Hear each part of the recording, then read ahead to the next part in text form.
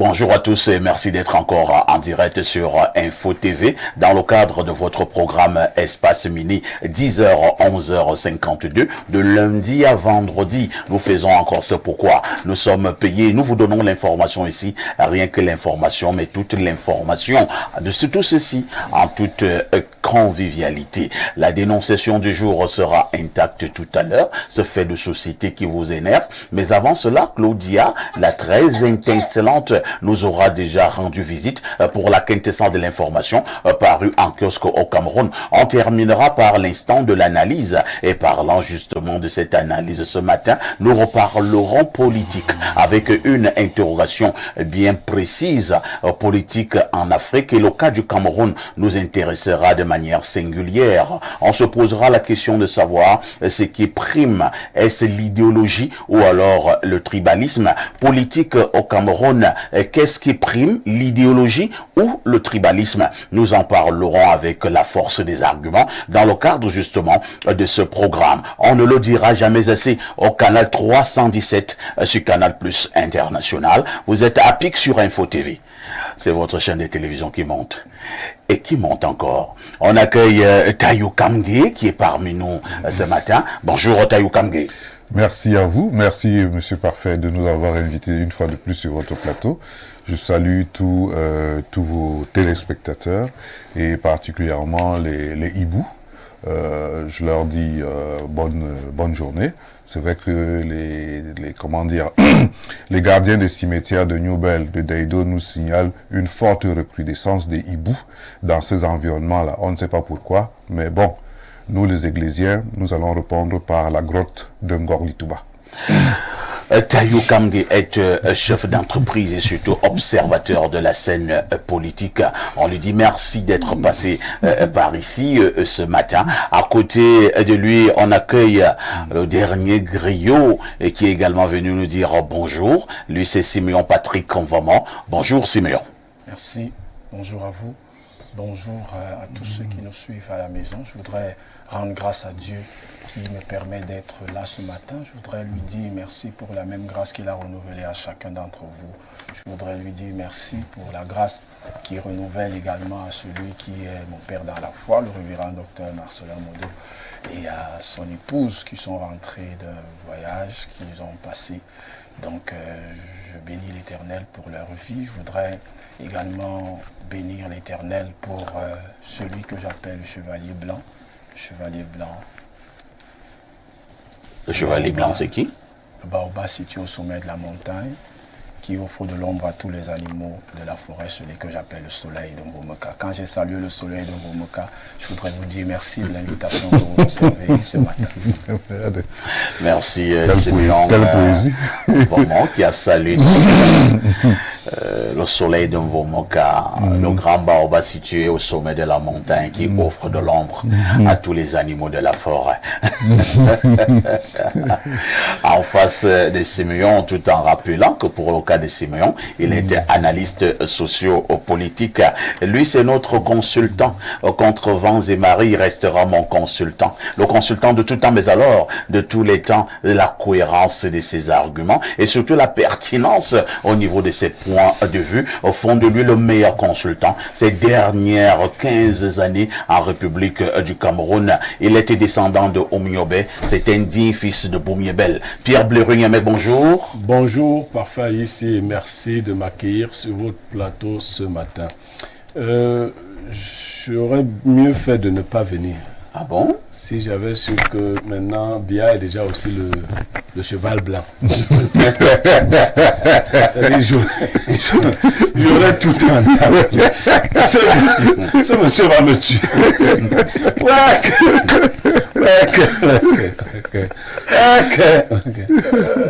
Si Bia ne te donne pas un pot, ce sera pas bon. Bon.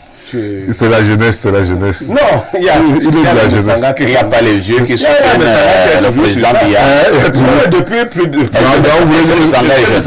Est-ce que c'est par ordre d'arriver? C'est pas par ordre d'arriver? Non, mais c'est par ordre de pertinence. Mon jeune frère est pertinent. Mais Sanga dit souvent que même des gens comme ça vont arriver plus jeunes que lui et on va remercier lui. Bon, ok. Non, honnêtement, chacun fait ce qu'il a à faire. Hein. on ne peut pas souhaiter un malheur à qui que ce soit. Nous avons pour chef d'État le président Paul Biya. Nous lui souhaitons longue vie.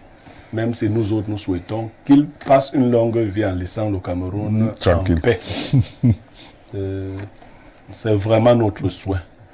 Et moi, je lui dis, à côté de ce que lui a dit le dernier griot, qu'il est bon, qu'il s'assure qu'après lui, ce ne sera pas un brasier, que le Cameroun ne sera pas un brasier.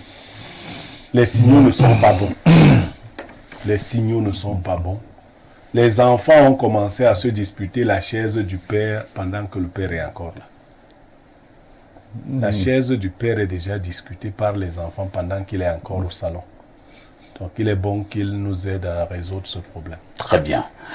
Pierre Blériot-Niemek, nous allons vous repasser la parole cette fois-ci pour nous donner la sagesse de ce jour.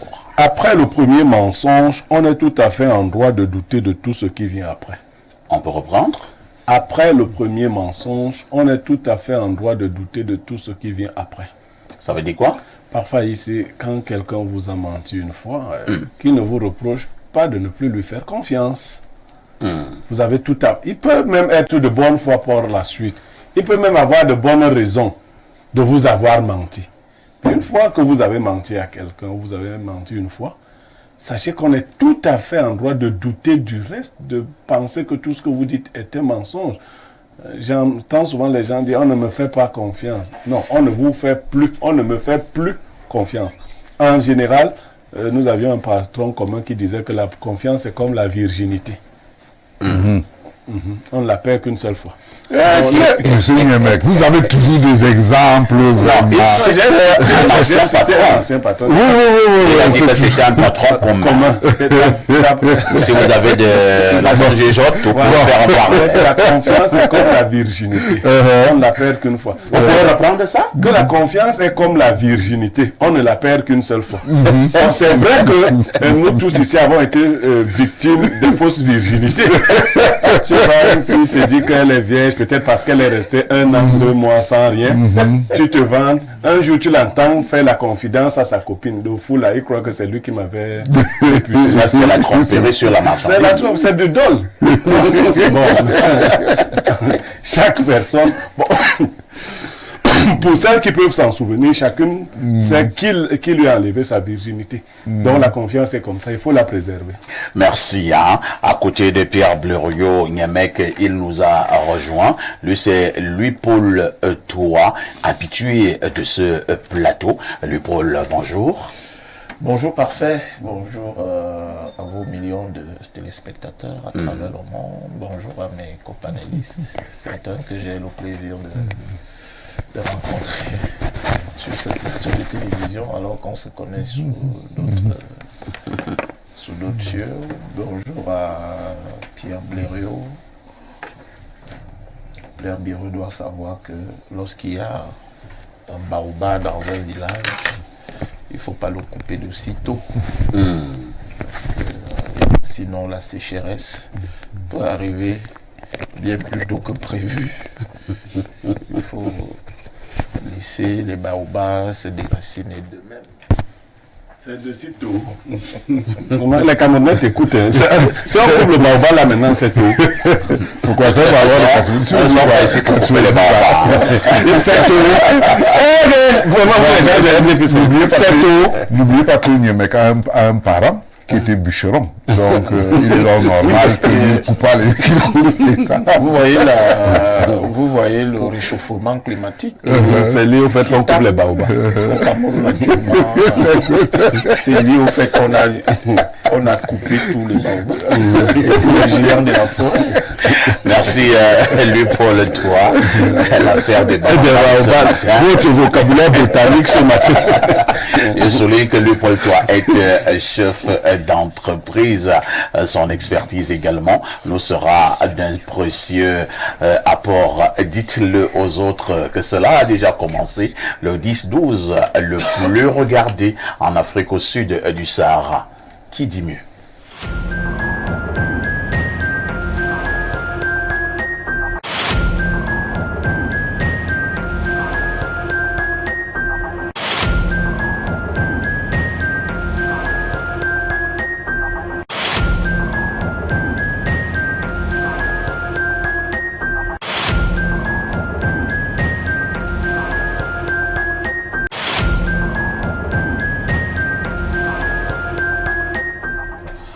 Claudia Ancha, bonjour. Bonjour, parfait ici. Bonjour à tous les téléspectateurs d'Espace Mini. Bonjour à tes invités de ce matin. Comment tu vas? Je vais bien, je vais bien. La nuit a été? Super. Super. Et de votre côté? Eh ben, il a dormi en charge. Moi, je passe des bonnes nuits. Hein. Je vous l'ai dit. Il n'y a pas une seule nuit où vous ne dormez pas bien. Chaque jour, c'est un doux sommeil. Chaque jour, c'est un doux sommeil. Ah, d'accord. J'ai arrangé ma vie pour que je puisse passer des très bonnes nuits et des très belles journées, d'excellents week-ends. Quand vous me regardez, ça ne se voit pas? Bien sûr que ça se Vous voit. avez l'impression que je fais semblant? Non, pas du tout. C'est quand même du triple sac de modérateur. La marque de mon chargeur? Ouais, je n'utilise pas une seule marque. Si vous dormez en charge, c'est pour ça que peut-être tous les jours vous êtes de bonne humeur. J'utilise plusieurs chargeurs. Il a même 3 téléphones. Il a 3 téléphones différents avec 3 chargeurs. Il a 6 chargeurs. Claudia, la petite étincelante, elle nous a retrouvés comme d'habitude sur ce plateau. Elle nous amène en kiosque. Claudia, que disent les journaux? Parfait ici, à la une de la presse ce mercredi 10 juillet. Tout d'abord, santé, lutte contre le VIH-Sida, améliorer la précision et l'efficacité du dépistage. Le quotidien Info Matin revient sur le point de presse hier du ministre de la Santé publique. Menaouda Malachi lance le plan de transition de l'algorithme de dépistage à 3 tests, l'objectif étant d'éliminer la pandémie à l'horizon 2030. La même actualité est à lire ce matin dans le quotidien, le journal, le quotidien autant pour moi, paru en kiosque ce 3e jour de la semaine. EcoSanté parle aussi du dépistage du VIH. Le MinSanté lance l'algorithme de dépistage du VIH à 3 tests. La page 3 du journal de Joseph Mbengboum nous renseigne davantage. L'actualité des journaux ce matin, c'est aussi le mandat des députés et conseillers municipaux, l'option du réalisme, écrit Cameroun Tribune ce jeudi. L'action en kiosque ce jour parle plutôt des avantages d'une prorogation des mandats des députés et des conseillers municipaux. Entre-temps, à Bafoussam, des hauts responsables du MRC convoqués, d'après le journal Le Jour, Maurice Kamto, André-Marie Tassa et Albert Zongan sont attendus à la Légion de gendarmerie de l'Ouest demain, 11 juillet à 11h. Convoqué à la Légion de gendarmerie de Bafoussam, l'info à chaud s'exprime en page 9. Voici pourquoi Kamto sera absent. Élection présidentielle de 2025, on en parle avec Hot News ce matin. L'hebdomadaire Bilang nous informe que le désordre ne passera pas. Voici l'information météo du jour. Le cri hebdomadaire de Dieudonné Vung s'intéresse aux carrières d'intérêt public. Le professeur Fou Calistus interdit la vente des granules. La suite de cette actualité à lire en page 3. Et puis, affaire Consupé, CNPS, à qui la faute? Le quotidien Mutation s'interroge en page 3 ce matin. Dans cette affaire, certains parlent de manœuvre politique et la riposte indique ce mercredi qui veut décrire Samuel Vandoayolo pour arracher le fauteuil de Paul Biya. Le Messager écrit ce matin étant au tribunal criminel spécial, il nous informe que le greffier en chef est à la barre. À lire également ce jour, l'œil du Sahel à Marois, la lettre des populations de Congola d'Idéo à Paul Biya, c'est à lire dans ce journal de Guibaï Gatama. L'universitaire ne manque pas l'appel ce jour à Yaoundé. La communauté urbaine accueille 150 jeunes apprenants ce jeudi. Et puis, scandale des mars XXL au sommet de l'État dans la peau du père de Brenda Biya. Ouesteco passe l'actualité au peigne fin. La Voix des jeunes s'intéresse à la fille du président Brenda Biya. Dans une interview accordée aux Parisiens, la jeune femme s'exprime en ces mots, je cite, « Je l'ai déjà amenée 3 fois au Cameroun », fin de citation. Refermons avec l'économie quotidienne, ces sociétés de bourse qui ont fait bouger le marché financier. Thierry Ekouti fait le bilan du premier trimestre 2024. Merci Claudia pour toutes ces informations fraîches parues donc en kiosque au Cameroun. Vous ne partez pas. Le fait saillant de l'actualité qui retiendra notre attention aux 20h et aux 19h. Parfois ici, nous aurons bien évidemment plusieurs actualités qui seront abordées dans nos journaux des 19h et 20h, mais on va s'intéresser principalement au concours administratif qui approche à grands pas. On ira sur le terrain pour prendre dans la fièvre des préparatifs dans certains centres. Dans tous les cas, on en saura davantage aux 19h et 20h ce soir. Claudia? Oui, parfait. Tout en te souhaitant une excellente journée, nous nous disons à demain 10h. À demain 10h, bonne suite d'émission. Bonne suite d'émission donc à nous. Le temps pour nous également de souhaiter un joyeux anniversaire à une fidèle téléspectatrice et d'ailleurs une consoeur. Elle s'appelle Dassise Alexandra. Elle officie du côté d'une radio émettant à partir de Yaoundé. Il s'agit de la radio Amplitude FM. Nous la voyons à l'écran, cette jolie dame qui est donc journaliste présentatrice à Amplitude FM. Elle a un an de plus ce jour. Elle s'appelle Dassise Alexandra. Tout ce qu'il nous reste à faire et à dire, c'est simplement joyeux anniversaire Dassise Alexandra et surtout faites de cette journée une journée inoubliable. Vous êtes en direct sur Info TV. L'émission c'est Espace Miné. C'est une affaire des démineurs. À tout de suite pour la suite.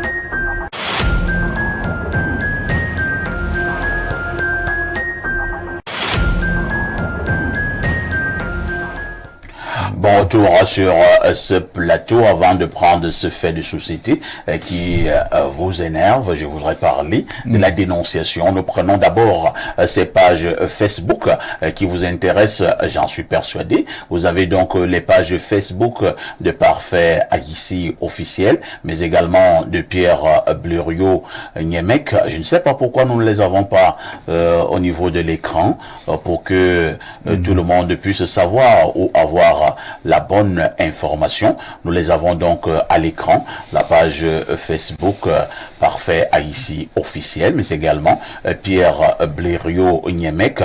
Comme j'aime bien le dire, ce sont les seules et uniques pages qui font foi, rien à voir avec d'autres pages qui ont été ouvertes par certains amuseurs publics, par certains plaisantins et tintins. Donc vous avez donc les pages qui font foi. Essayez d'aller de ce côté. Abonnez-vous pour avoir l'information, mais alors l'information la meilleure.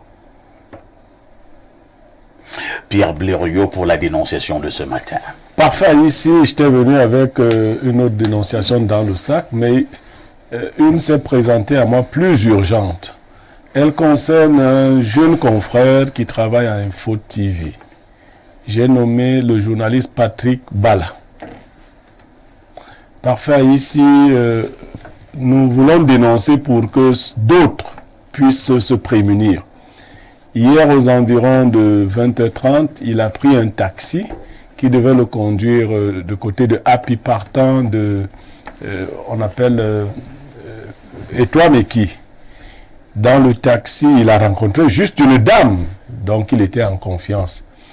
Il rapporte qu'il a voulu s'asseoir devant puisque la femme était assise seule derrière. Le chauffeur lui a dit « Non, je surcharge souvent devant ». Donc, allez derrière, il s'est assis derrière avec la dame. Arrivé à un certain niveau, ils ont pris deux autres personnes. Un monsieur qui s'est assis derrière avec lui et un deuxième qui s'est assis devant. Au niveau de la voirie municipale, vous connaissez la route, le taximan a décidé d'emprunter la route qui passe derrière la Totale. Et c'est là-bas qu'ils ont fait leur sale besoin, ils se sont garés. Et c'est la dame qui sort l'engin et lui plaque ça quelque part. Il paraît que cet engin est souvent froid quand on vous met ça sur le corps. Il a reconnu une arme. Il se retourne du côté du monsieur pour voir s'ils sont tous les deux victimes d'agression. Le monsieur lui sort un couteau. C'est ainsi qu'il est pris entre deux feux. Il sera donc contraint à remettre tout ce qu'il avait sur lui, téléphone, argent, carte bancaire, et même à donner les codes. Ils vont terminer leur sale besoin en l'obligeant, et là c'est le monsieur du devant qui va l'obliger à humer un produit. Par la suite, on va le faire descendre du véhicule. Il va s'endormir de 21h jusqu'à près de 1h. Donc nous dénonçons déjà le traquenard, mais nous dénonçons également, parce que depuis hier, ses proches sont victimes des arnaques, on demande de l'argent, ainsi de suite. Et je crois qu'actuellement, il est à l'hôpital pour des examens de routine, mais également, il déposera plainte. C'est cette dénonciation que nous avons voulu porter, parce qu'il faut ajouter que la dame l'a reconnu. Elle lui a dit, monsieur le journaliste, remettez tout ce que vous avez.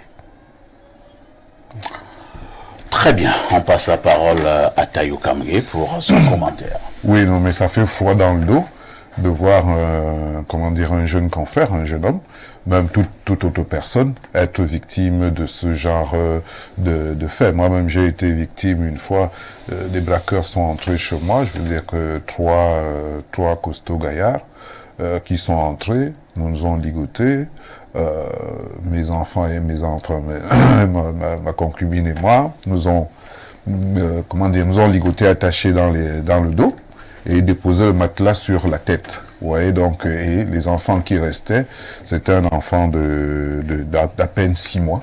Vous imaginez donc la difficulté qu'il avait à pouvoir appeler ou à dire quoi que ce soit aux voisins.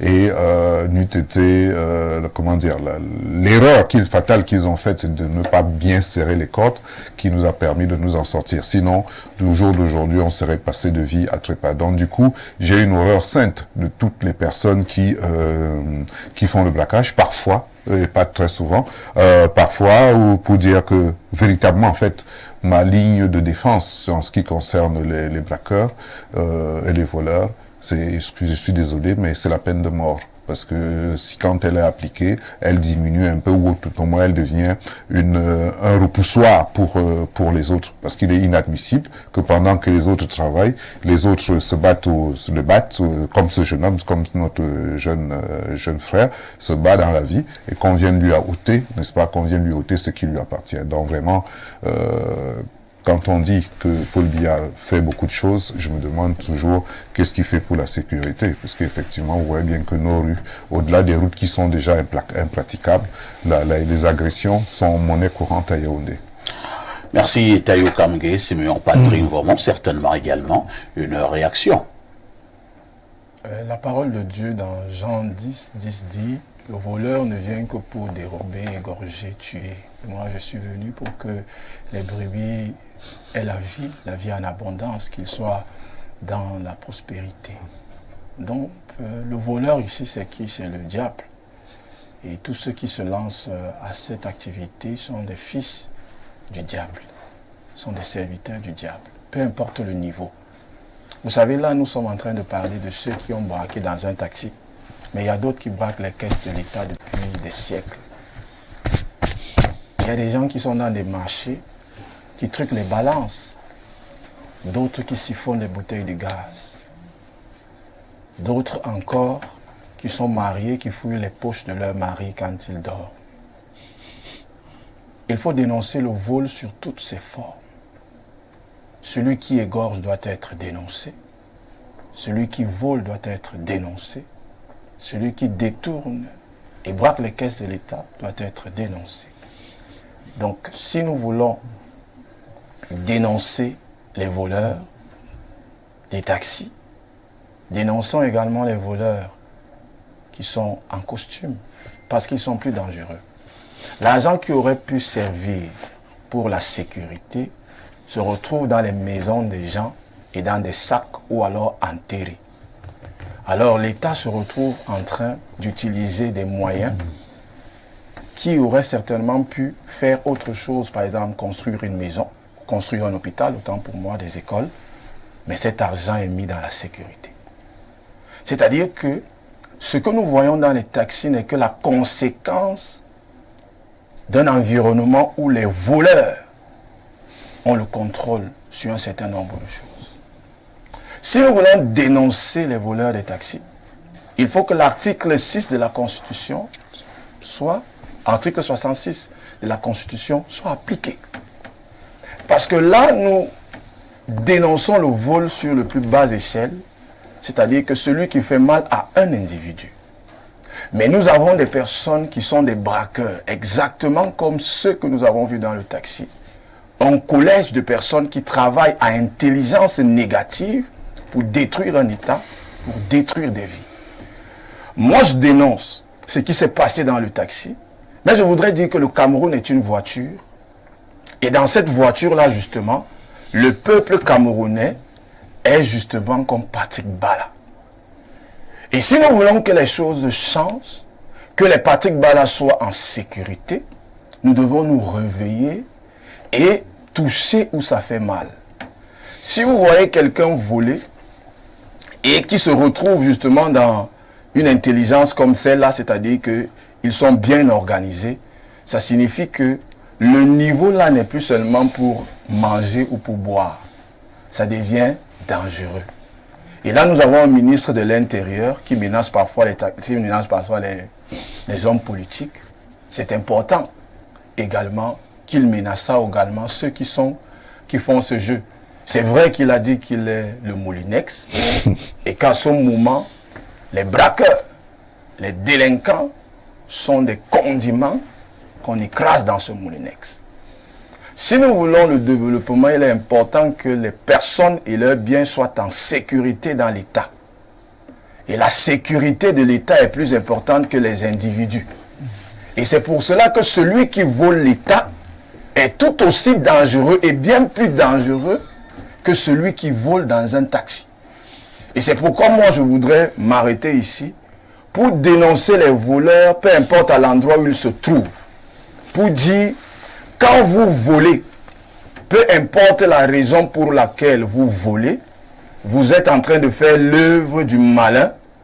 Et celui qui travaille et qui appelle a dit que chaque ouvrier a droit à un salaire, c'est le Christ qui est Jésus. Donc nous devons appeler les gens à cultiver l'effort, appeler les gens à travailler, à donner toujours le meilleur d'eux, afin que la société soit meilleure. Parce que nous avons des personnes qui sont moralement dangereuses. L'intégrité, ils ne savent pas ce que ça signifie. Vous allez chuter. Je chute en disant que l'intégrité, ils ne savent pas ce que ça signifie. La loyauté, la fidélité. Toutes ces personnes sont en réalité des voleurs. Et nous devons savoir dénoncer cela, mais dénoncer en appelant à une vie du respect de la vérité, du respect de ce qui doit être à autrui et travailler pour avoir également. Le Paul, toi, que faisons-nous en pareille circonstance? Non, il faut que les forces de l'ordre, les forces de maintien de l'ordre se mettent en branle parce que l'insécurité est très grandissante au Cameroun actuellement. Il ne se passe pas un jour sans qu'on apprenne par divers canaux le fait que quelqu'un a été braqué, quelqu'un a été assassiné, quelqu'un a été mutilé. Les pouvoirs publics, c'est-à-dire ceux qui s'occupent principalement de la sécurité, la gendarmerie nationale, les renseignements, la police nationale, doivent mener des enquêtes parce que on est dans un pays où le renseignement est le plus exacerbé, généralement sur des individus qui ne présentent aucun danger. Et pour ce faire, on ne peut plus continuer dans cette lancée. Mais maintenant, ce qu'il faut dire à propos de l'insécurité grandissante, parce que lorsque vous regardez le profil de ces personnes, c'est généralement des jeunes qui sont pour la plupart désœuvrés.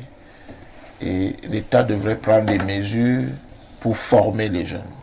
Parce que les jeunes ne sont pas formés au Cameroun, ne sont pas suffisamment formés à des métiers qui peuvent être génératrices de revenus tout de suite. Parce que vous verrez qu'au Cameroun, parfait, vous n'avez presque pas de cordonnier. Vous n'avez presque pas de boucher. Vous n'avez presque pas de maçon.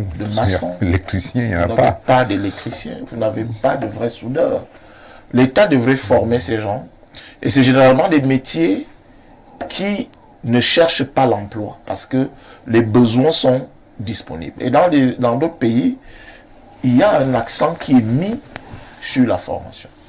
Et l'État ne peut pas se dédouaner en disant qu'il n'y a pas de moyens parce qu'on peut dégager des moyens auprès des grandes entreprises, auprès des retenues même sur les salaires des travailleurs pour pouvoir former. Parce que l'oisiveté, sans justifier les actes des uns et des autres, l'oisiveté pousse à des dérives comme cela. Et je puis vous rassurer qu'il n'y a personne au Cameroun actuellement qui soit en sécurité. Moi-même, parce que les gens en parlent seulement à Yaoundé. Moi, j'ai discuté avec le commandant de brigade de ma localité, qui me disait que les braquages sévissent entre Obala et Bafia. C'est très grave. Parfois, des gens sont mutilés, parfois, des gens sont assassinés même. Donc, ça devient un problème sérieux qu'il faut véritablement solutionner. Il faut également, que ceux qui nous dirigent libèrent l'emploi. Libèrent l'emploi. Fassent en sorte que les gens soient occupés. Parce que, et puis, il faut mener des enquêtes. Il faut enquêter, il faut interroger le profil des personnes qui se lancent dans... Les gens n'ont plus espoir au Cameroun. Parfait. La jeunesse perd l'espoir. C'est-à-dire, au jour d'aujourd'hui, si un État occidental arrive ici et dit « Nous voulons des gens en esclavage », le Cameroun va se vider. Je vous assure. Ouais. Quand vous discutez avec des jeunes au Cameroun, 98% vous disent on veut partir. On veut partir. Parce qu'il n'y a plus d'espoir. Il n'y a pas d'espoir. Tout le monde sait que les concours dans la fonction publique sont verrouillés. Les recrutements sont à tête chercheuse. Hein? Donc, qu'est-ce qui reste de la jeunesse? Elle veut partir. Donc, c'est très déplorable. Je pense que... Très bien. Le ministre de la gendarmerie et de la police qui nous écoutent doivent prendre des mesures. On avait commencé à déployer la vidéosurveillance. La rue dans laquelle, je ne sais pas à quelle heure ça s'est passé. 21h. 21h. Alors, remarquez quelque chose. Cette rue-là, c'est celle que j'emprunte généralement tous les jours quand je rentre chez moi ou bien quand je vais au boulot. Cette rue a été faite il y a 2 ou 3 ans. On a passé un marché pour éclairer cette rue. Moins d'un an, repasser là-bas, il n'y a pas de lumière. Et comment on fait pour ne pas interpeller ces entreprises-là? Or, si cette rue est au moins éclairée, il y aura moins de situations comme celle-là. Merci à lui, Paul. En passant la parole à Pierre Blériot-Niemek. Pierre Blériot-Niemek, votre regard sur votre propre dénonciation. Parfois, ici, avant d'arriver à la dénonciation, je voudrais dire à ceux qui nous écoutent que parler avec les images, c'est une technique particulière d'expression. Elle est très belle, mais elle est dangereuse. Si le Cameroun est un taxi, et que le peuple camerounais, c'est les Patrick Bala, il faut bien achever l'image et dire qui est le chauffeur du taxi. Oh, il me semble qu'il a célébré le chef. Le chauffeur de taxi ici a été le plus grand complice de ce braquage. Donc moi je voudrais garder l'image que le dernier griot a prise en disant qu'effectivement le Cameroun est le taxi dans lequel notre jeune confrère Patrick Bala a été agressé. Les Camerounais sont les Patrick Bala dans ce taxi. Il va falloir identifier la dame qui était dans le taxi, les deux autres messieurs, mais surtout le chauffeur du taxi qui conduit le Cameroun. Quand je l'ai dit, parfois ici, j'avais fait une intervention ici récemment sur le gendarme qui a abattu un enfant de sang-froid, disant qu'il faisait de la sécurité. C'est pas ça la sécurité, tirer sur des gens. On aurait pu sécuriser la rue dont nous parlons. Et j'aime vous dire, de très grosses maisons sont sur ces rues-là. Et même des ministres en fonction. Principalement. Voilà. Ça ne se comprend pas. Que leur rue devienne la rue des agressions. Ils sont sécurisés. Non, ils sont souvent avec leurs gardes de corps quand ils arrivent. Et puis, bon, on peut donc soupçonner que c'est eux qui ont dit aux gens, bon, lorsque nous avons... D'ailleurs, si on t'agresse, tu cries, quel est le ministre qui va ouvrir son portail pour dire que... On sait que c'est là-bas, il faut régler ce problème, comme il y en a beaucoup d'autres. Et pour notre jeune confrère, beaucoup de courage et nous lui souhaitons le meilleur. Il faut ajouter qu'aujourd'hui, il est très facile d'identifier ces individus parce que à partir du moment où ils ont utilisé des voies électroniques, d'accord, ils sont facilement identifiables. On peut même borner leur téléphone. Il ne faut pas simplement utiliser ces méthodes-là pour la surveillance d'un autre genre. On doit utiliser ces moyens de l'État pour pouvoir identifier, parce que dès on a fait une transaction électronique, on peut la retracer. On peut la retracer jusqu'au destinataire. Nous allons lire quelques messages que nous avons déjà reçus jusque-là. Bonjour à tout le plateau d'Info TV. Concernant la dénonciation d'aujourd'hui, franchement, je suis désolé de dire que, comme toujours, j'accuse le gouvernement qui n'a jamais rien fait pour empêcher ces agressions de tous les jours, car... comme le frère sur le plateau a bien dit, le vol, le braquage de tous les jours vient depuis le haut. Donc c'est à la population d'être vigilante, c'est tout. Thierry Kenfak depuis Dubaï et qui envoie donc ce message. Nous partons au 226, c'est le Burkina Faso. Salut, ouais, parfait ici. Ce costume que tu portes, vient-il du Bangladesh? À ce niveau, il sort de très loin. Plus loin que le Bangladesh. Il sort de Shanghai. Parfait. Haïti, Bouteflika, Ben Ali, Mugabe avait tellement de griots que finalement tous se sont devenus conseillers à la présidence de la République. À partir de ce moment, chaque matin, il fallait claironner fort le nom du Baoba afin de dîner sur la même table du jour que le cheval blanc. Aujourd'hui, le dernier griot de la République du Cameroun a tout dit de ce qu'il faut s'attaquer aux vraies causes. Il dénonce en réalité ses camarades griots et qui sont à l'ombre du Baoba. Et qui sont ces Camerounais qui bénéficient de l'ombre du Baoba pour jouer avec la fortune publique. Tout mon soutien à mon frère journaliste Patrick Bala. Vraiment courage à vous, car cela peut arriver à tout le moment. À tout moment, que Dieu vous protège. C'est Paul depuis Ouagadougou. Nous partons au 213, c'est l'Algérie. Bonjour Perfecto, le Ronaldinho de la télévision. Concernant la dénonciation, quand j'étais au Cameroun, j'étais le champion pour mémoriser les plaques d'immatriculation des taxis, au point où c'était devenu une habitude et un réflexe. Dès que je stoppe un taxi, mes yeux sont d'abord sur la plaque d'immatriculation et je mets toujours m'asseoir devant. Et quand le taximan veut surcharger, je sors d'abord et le client entre. Et puis, je reprends ma place à côté de la portière. Plusieurs fois, des taximens ont dit de m'asseoir à l'arrière Et j'ai dit non. Au Cameroun, c'est chacun pour soi. Le régime Biya nous a abandonnés. Mais en attendant sa chute en 2025, prenons des précautions nous-mêmes. Je voudrais aussi dire au monsieur de l'arbre qui cache la forêt que bientôt l'arbre sera découpé. Son fameux arbre ne cache pas la forêt, mais elle nous cache plutôt la lumière du soleil. C'est pour ça que parler avec les images là. Alors, en 2025, nous allons porter le même pied de pantalon. Dans ce pays, nous allons courir, monsieur. Il est inadmissible que la sécurité soit renforcée juste sur les routes où le président et les King Nasty vont passer, comme si le Cameroun ne se limitait qu'à une seule famille. Voilà qu'on veut déjà imposer à 30 millions de Camerounais les caprices et les envies. Ben, je pense que je vais m'arrêter à ce niveau-là. C'est pas des caprices. Non, il faut souligner que le baobab apporte de l'ordre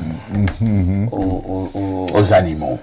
Et aux hommes, et aux humains. Tout à fait. Non, mais pour le moment, il cache le soleil. Il cache le soleil. C'est ça Vous qui avez choisi de parler avec les images, j'avais dit un jour sur un plateau que tu peux être tenu à côté de la rivière. Si tu es patient, tu te tiens à côté de la rivière, tu verras passer les corps de tous tes ennemis. Un collègue m'a dit qu'on peut aussi venir te pousser dans la rivière. Alors, un autre message, hein. Bonjour Perfecto, très heureux de vous revoir à Balefek. C'est Paul depuis Douala. Un autre message rapidement. Et là, c'est le 242, il s'agit là du Congo. Bonjour Perfecto et à tout ton panel. Je n'aime pas lire, mais que ce soit à Espace Mini ou le grand débat du dimanche libre expression, le roi Salomon depuis le Congo-Brazzaville. Je ne sais pas ce que vous voulez dire, hein, mon ami. Alors, autre message très rapidement. Qu'est-ce qu'on dit ici? Bonjour parfait. Et au panel, oh Patrick, je l'ai pourtant aperçu hier au niveau du quartier Basto, se piquer à deux épingles. Oh, beaucoup de courage à lui. Bonjour monsieur parfait à ici. Et à votre panel. Tout le pays est plongé dans le noir. Une semaine ne passe plus sans qu'un moto-taximan ne soit assaisonné ou assassiné. Peut-être vous voulez dire assassiné, hein, ou agressé pour sa moto nouvelle route derrière carrousel. J'ai déjà personnellement fait des remarques au maire, mais rien. Le chaos lent en téléchargement au Cameroun. Mais il est trop lent ce chaos. Bonjour à vous les médecins de la société. Bonjour particulier aux neurochirurgiens de la modération. Sans oublier le consultant psychiatre sans frontières. Malheureusement, les propriétaires du pays ne nous ont pas permis ce matin de bénéficier de nos soins avec leur délestage intempestif. C'est votre fidèle patient, Michel Dequier. Merci Michel, surtout beaucoup de courage. Hein. Ce qui ne vous tue pas vous rend plus fort. Autre message ce jour. Bonjour parfait ici, bonjour à tout le panel en place. Je pense pour ma foi que les Camerounais finiront par avoir le ras-le-bol sur ce. Si même la sécurité, chose la plus simple à obtenir, devient problématique au point où les gens se fassent agresser, ceci voudrait dire en définitive que la vie en société va mal. Et c'est très mal. Que font les ministres Galax et Toga, Mbargangele? Sont-ils seulement là pour sanctionner les éléments des forces de l'ordre pendant que les Camerounais victimes de galères se fassent agresser? Karl Marx depuis Bafoussam qui envoie cette préoccupation. À tout de suite pour la suite. Le luxe, le chic et le beau à votre disposition grâce à la Société immobilière du Cameroun qui met à votre disposition au quartier Hippodrome à Yaoundé la résidence Le Fundi. La résidence Le Fundi. La résidence Le Fundi est un immeuble constitué de 152 appartements au standing de type T1, T2, T3, T4, T5 et T6 avec des surfaces utiles allant de 18 à 445 mètres carrés et d'un espace de commerce d'une surface globale de 954 mètres carrés. La résidence Le Fundi, c'est 4130 mètres carrés de parking pour 134 places, 3070 mètres carrés d'espace commun, 4 ascenseurs, 2 groupes électrogènes de puissance globale de 800 kVA, un forage, un système de sécurité incendie, une bâche d'eau et une station d'épuration. Réservez et achetez dès maintenant votre appartement au standing ou votre espace de commerce. Pour toute information, contactez la division commerciale et marketing de la SIC au numéro 695 89 98 49 695 89 98 51. Société immobilière du Cameroun, la volonté de mieux vous loger. Renapro Finance SA, acteur majeur de la microfinance au Cameroun depuis 1996. Et si ta solution venait de la Masso?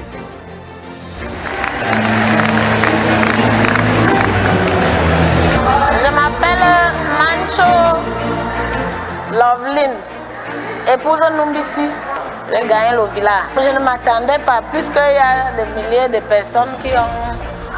Il y avait des milliers de noms dans le box là. Deviens propriétaire d'une villa à partir de 100 francs CFA. Renapro Finance SA, acteur majeur de la microfinance au Cameroun depuis 1996. Vous souffrez d'hypertension, mal de nerfs, d'arthrose, infertilité, rhumatisme, MST et bien d'autres? La médecine chinoise est la solution à tous vos problèmes de santé. Qu'est-ce qu'on entend beaucoup plus par médecine chinoise? Médecine bio, parce qu'une médecine qui soigne les malades sans effet secondaire quelconque. Médecine qui fait, n'est-ce pas, des massages manuels. Médecine curative, parce qu'elle agit directement, n'est-ce pas, sur la santé des malades. Au centre médical de la médecine chinoise, c'est la guérison pour tous. Faites-vous dépister et recevez les soins des spécialistes expérimentés. J'avais l'arthrose aujourd'hui. Je me sens vraiment à l'aise. Je suis vraiment satisfaite. Je suis venue pour me faire soigner et puis j'ai trouvé un bon résultat. Le centre médical de la médecine chinoise est situé en Volier, derrière la basilique. Contact 691 19 87 68. Médecine chinoise, le secret de la longévité.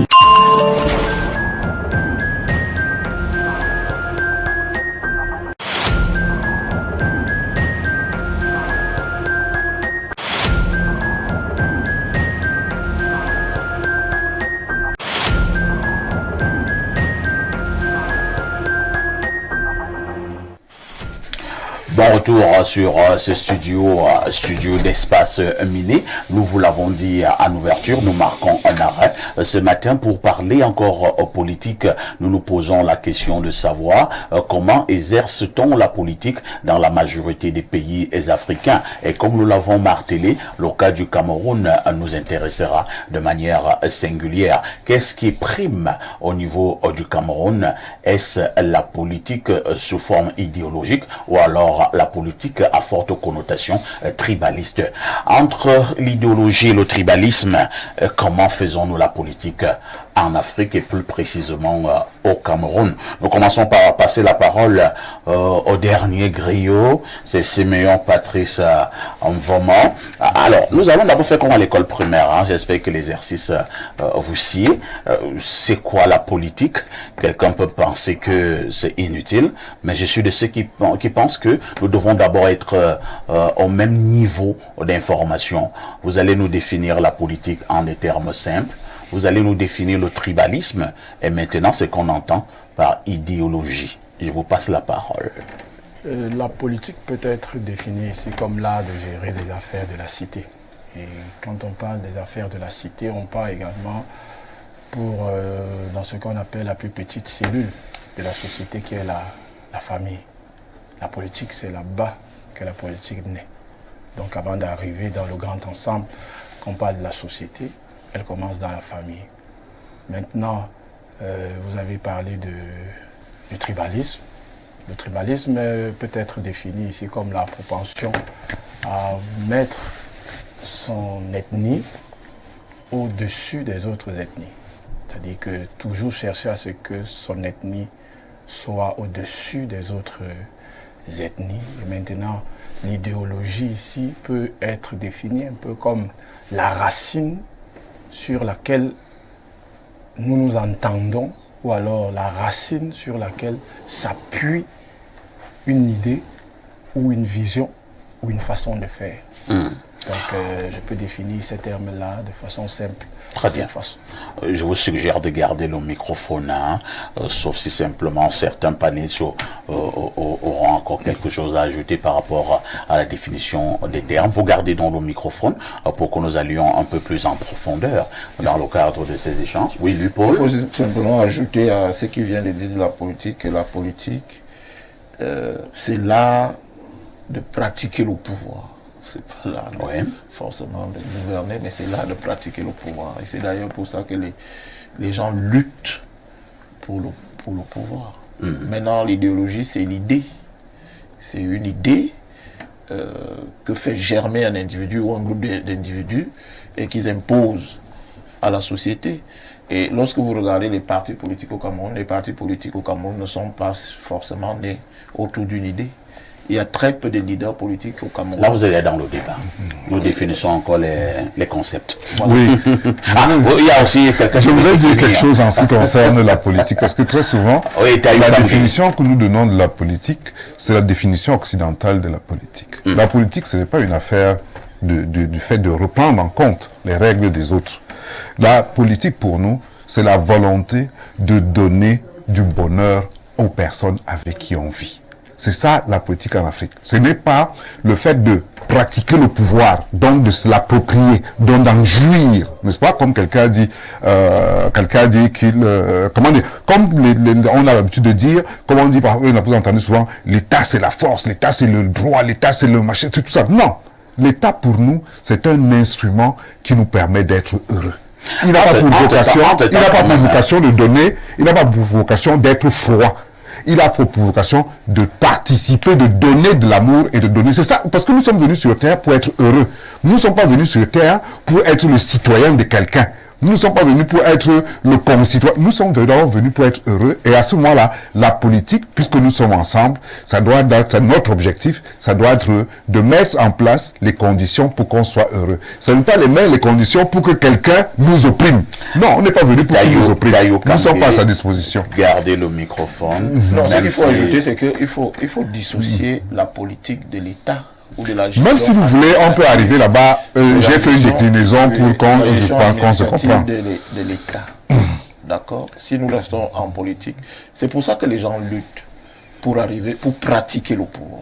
Non! Et lorsque les gens luttent pour pratiquer le pouvoir, ils veulent imposer leur manière de faire, leur idée. C'est à tort, monsieur, c'est à tort. Oui, pourquoi? Parce que la politique en Afrique, si vous permettez. Peut-être qu'en Afrique, d'abord la politique et après vous reprendrez la parole. Ceux qui exercent le pouvoir sont des personnes opprimantes. D'accord? Mais il faut dissocier des individus qui oppriment à la généralité. Il y a des pays, vous connaissez-vous le pays le plus démocratique au monde? Je vous écoute. Voilà. Le pays le plus démocratique au monde, c'est la Suisse. La Suisse n'a que 7 ministres. Ça, les gens ne le savent pas. Et la Suisse n'élit même pas un président. C'est entre les 7 ministres que quelqu'un est choisi pour représenter l'État. Et lorsque vous allez en Suisse, la Suisse est l'un des pays les plus heureux. Parce qu'ils ont bâti quelque chose sur cette idéologie. Maintenant, si on revient à l'Afrique avec la colonisation et tout ce qu'elle nous a légué, on nous a légué donc des personnes qui utilisent le pouvoir à leur fin personnelle, à leur réalisation personnelle. Là, tu es déjà dans le débat. Moi, je suis encore dans la définition des concepts. Parce que j'ai un problème. Nous nous entendons pas sur ce qu'est la politique sur ce plateau. Je ne dois pas avancer. C'est la pratique du pouvoir. C'est la pratique du pouvoir. Attendez. Pour garder son pouvoir. Et toute la honte. On a pris pour lui, le mec. Attendez d'abord. Vous pouvez me permettre de me virer? Je n'allais pas en désordre. Pour le griot, la politique, c'est l'art de gérer les affaires de la cité. Pour lui, Paul, la politique, c'est l'art d'exercer le pouvoir. Pour Tayo Kamge, je n'ai pas bien saisi. C'est la pour vous, c'est quoi la politique? C'est la volonté, n'est-ce pas, de donner du bonheur aux populations. Très bien. Maintenant, on va demander... attendez d'abord.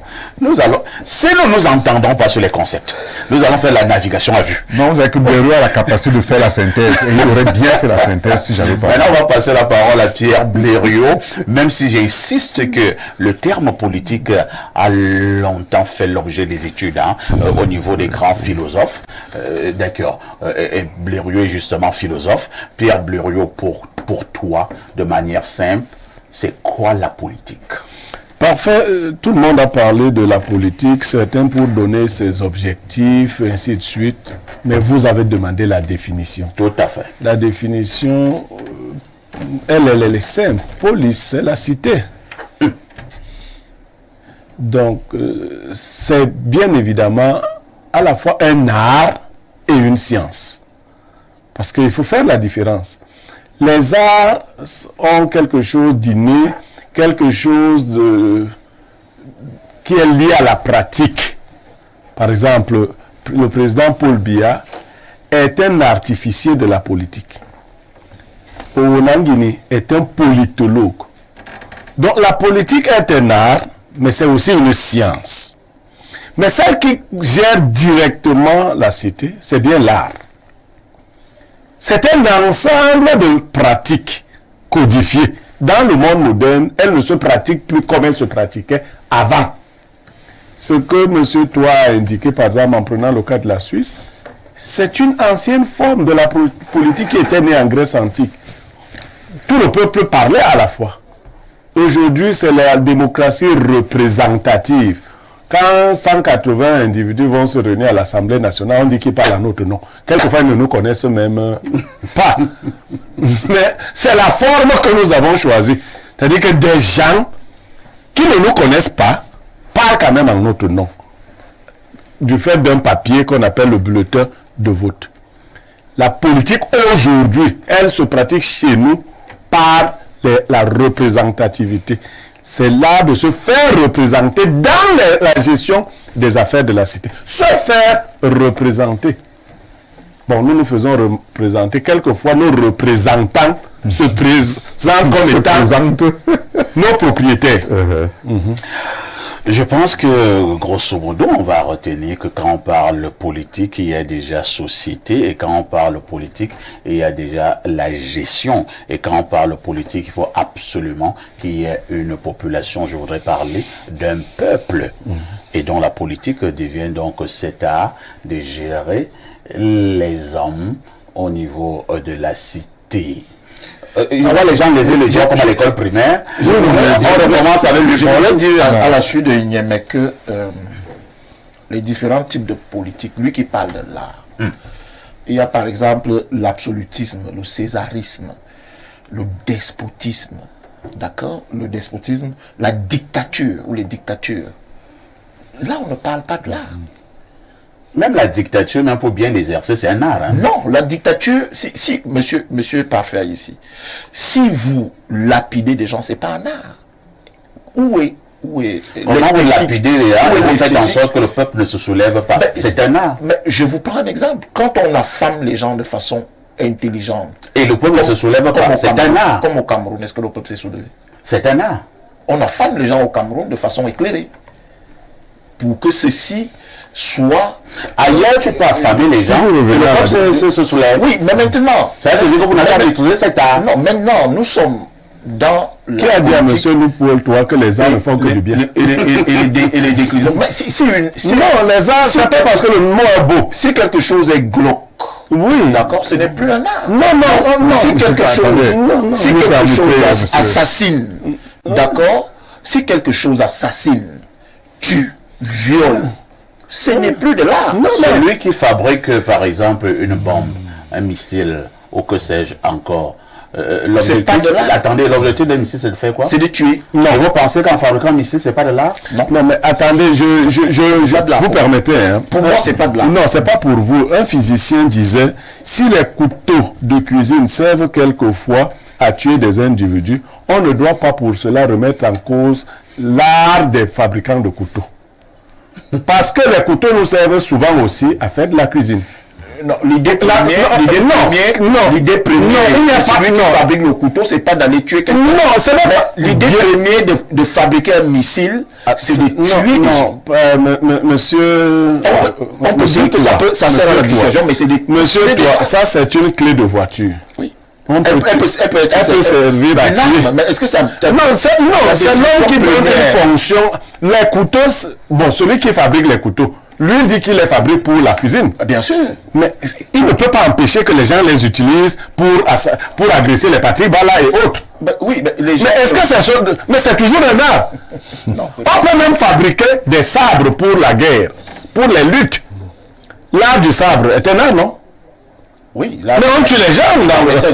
Ça, c'est la mission dévoyée après. C'est pas la mission. Un dernier exemple, pour chercher, tu as convaincu lui, Paul. La prostituée professionnelle. Même artisanale. Elle est dans l'art, elle est toujours dans l'art, même artisanale. Elle n'est pas dans l'art. On va évoluer. On va évoluer au niveau du débat, même s'il faut aussi reconnaître que le terme politique peut être polysémique. Oui, il est d'ailleurs polysémique. Les politologues ont leur manière de définir la politique. Les philosophes ont leur manière de définir la politique, les sociologues ont la manière de définir la politique, les anthropologues ont la manière de définir la politique, les économistes ont leur manière de définir la politique, ainsi de suite, ainsi de suite. Alors, je repasse la parole au griot. Vous avez un souci? Non, ça va. Pourquoi le griot? Parce que nous étions d'abord la définition des termes. Vous m'avez pas on ne va pas bourrer sur la définition du terme politique. Non, c'est la on était d'abord à la définition des termes. Maintenant, je recommence donc pour aller progressivement dans le débat. Et là, je vais revenir au niveau du griot. Mais vous savez quand même quelqu'un qui est dans l'art de la modération? C'est un art. Donc maintenant, nous allons... Mais c'est aussi une science. Dans le vif du sujet. Ici, à faire l'art et la science. Alors, Simeon Patrick, lorsque vous observez quand même la politique au Cameroun, avez-vous l'impression que c'est l'idéologie qui est mise en exergue ou alors c'est simplement une affaire d'ordre tribal? Voilà, dans l'agencement, c'est Patrice Simeon Mvomo. Parce que tu penses que si on dit ça comme ça, ça change quelque chose. S'il vous plaît, c'est très important. Pourquoi? Parce que la terre a enregistré et connaît ce nom. Et si vous voulez m'appeler, vous appelez Mvomo Simeon Patrice. Ça, c'est le nom que le ciel et la terre connaissent. Maintenant, quand il y a une modification, ça devient une autre personne. Ça devient une autre. Tu es vraiment un griot, tu as le type. C'est une autre personne, c'est très important. Voilà, vous avez parlé de la politique au Cameroun. Est-ce une affaire idéologique ou alors de tribalisme? Tout à fait. Vous voyez bien que dans la définition assez simple que j'ai donnée, je vous ai dit que c'était l'art de gérer les affaires de la cité et que la cité commençait par la plus petite cellule de la société qu'on appelle la famille. La politique commence dans la famille. Parce que dans la famille, nous avons un chef de famille qui est considéré ici comme le président. Nous avons la maman, les enfants. Donc l'art commence à ce niveau. C'est pour cela que vous verrez que dans les maisons, généralement, la plupart des hommes qui font la politique ne sortent pas ex nihilo. Ils partent des familles et des maisons. Ça commence à s'observer dès le bas âge. Et pour moi, vous voyez, pour les questions de la définition pour moi, le politicien est un industriel de la pensée, du développement et un serviteur de tous. Ça signifie quoi? Dans la famille, si vous avez déjà un enfant qui est capable de rassembler les autres quand papa n'est pas là, en rappelant à chacun, parfait, ici tu dois laver les assiettes, à l'autre tu dois nettoyer le sol, et qui se rend compte que tel n'a pas fait et pas le faire, afin que la personne puisse savoir qu'il faut le faire. Pourquoi? Parce qu'il y a quelqu'un qui attend, à qui on va rendre compte qui est papa. Maintenant, revenons maintenant dans la société. Ça signifie simplement que la politique que vous voyez qui est là de gérer la société, ça commence dans la famille. Et la famille, c'est qui? La famille, c'est qui? C'est papa, c'est maman, ce sont les frères, ce sont les cousins. Et là, nous entrons justement dans un élément bien qui part de la maison pour 2 maisons, pour 3 maisons. À ce moment-là, ça peut être une affaire d'ethnie, de village. Et puis maintenant, ça grandit. C'est-à-dire qu'on part d'un point à un autre. Et au Cameroun maintenant, le problème c'est qu'il y a beaucoup de mélange parce que les gens ne savent pas déjà ce que c'est que la politique. La preuve, on s'est arrangé à dire aux gens que la politique aux politiciens, l'école aux écoliers. C'est votre Baroba qui l'avait dit. Hein? Moi, je suis... Il faut rappeler le contexte dans lequel il avait dit. Vous savez... Mais toujours est-il que c'est un fait, que c'est votre Baroba qui l'a dit. Le pays brûlait.